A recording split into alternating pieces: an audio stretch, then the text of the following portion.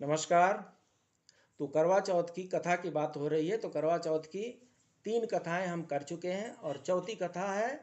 और चौथी कथा जो है वो द्वापर युग से जुड़ी हुई है।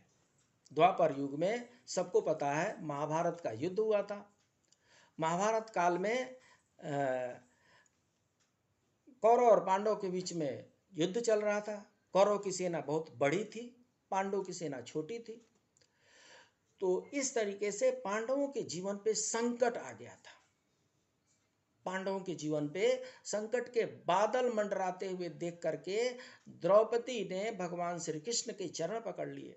उन्होंने कहा, द्रौपदी, हे भगवान, पांडवों के प्राण जो हैं संकट में दिख रहे हैं। इनके संकट के बादल को हटाने का कुछ तो उपाय बताइए।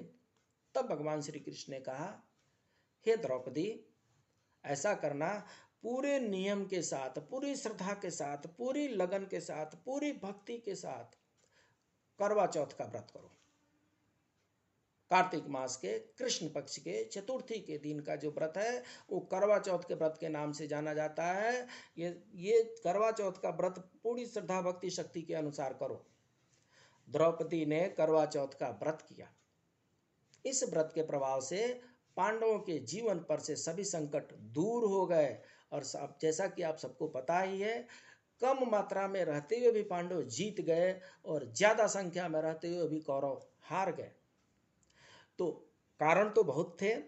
भगवान श्री कृष्ण उनके साथ थे, लेकिन भगवान श्री कृष्ण ने ही ये उपाय बताया था कि करवा चौथ का व्रत करो। और तब से करवा चौथ के व्रत सभी सुहागिनें किया करती हैं। पांचवी कथा जो जुड़ी हुई है वो देवासुर संग्राम से जुड़ी हुई है।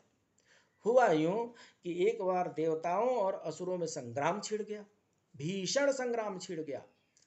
युद्ध में देवता जो है दबते जा रहे थे और दानव बढ़ते जा रहे थे। देवताओं के प्राण जो है संकट में नजर आ रहे थे। जब देवताओं के प्राण संकट में नजर आने लगे तो देवताओं की जो पत्नियां थीं वे सब ब्रह्मा जी के पास गई।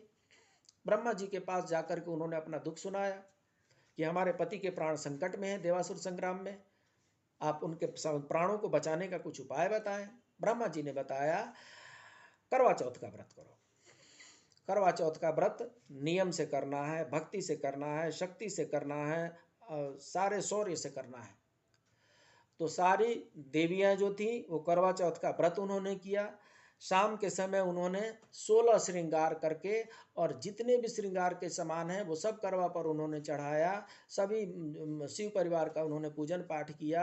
इसके बाद से माता पार्वती प्रसन्न हुई, भगवान भोलेनाथ प्रसन्न हुए, गणेश जी प्रसन्न हुए और देव सेनापति कार्तिकेय जी प्रसन्न हुए। और इन लोगों के प्रसन्न होने के बाद से देवासुर संग्राम में बाजी पलट गई। उसके बाद से असुर पराजित हुए और देव जीत गए। तो इस तरीके से ये 5 कथा है करवा चौथ की। आप सबको समय निकाल करके सुनना चाहिए। कथा सुनने से मन में पॉजिटिविटी आती है, पॉजिटिव एनर्जी आती है। और पॉजिटिव एनर्जी आ गई तो समझ लीजिए कि आपका व्रत सफल हो गया। जितने देर तक आप व्रत में रहिए उतने देर तक मन को शांत रखना है और अपने पति के बारे में सब कुछ अच्छी अच्छी सोचना है। आपके पति में जो कुछ भी अच्छाइयाँ हैं उन अच्छाइयों को याद करना है करवा चौथ के दिन। और उन अच्छाइयों को याद करते हुए भगवान को धन्यवाद भी देना है और मंगल कामना करना है कि मेरे पति की लंबी आयु, लंबी स्वस्थ आयु की कामना करना है, भगवान से प्रार्थना करना है और करवा माता से भी प्रार्थना करना है। प्रेम से बोलिए करवा माता की जय।